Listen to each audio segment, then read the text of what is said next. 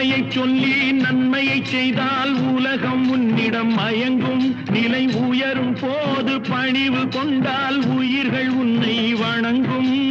உண்மை என்பது அன்பாகும், பெரும் பணிவு என்பதும் பண்பாகும்.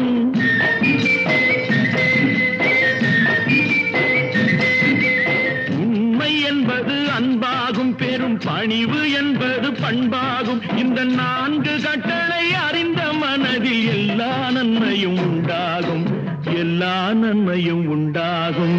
6 மனமே 6, அந்த ஆண்டவன் கட்டளை 6. 6 மனமே 6, அந்த ஆண்டவன் கட்டளை 6.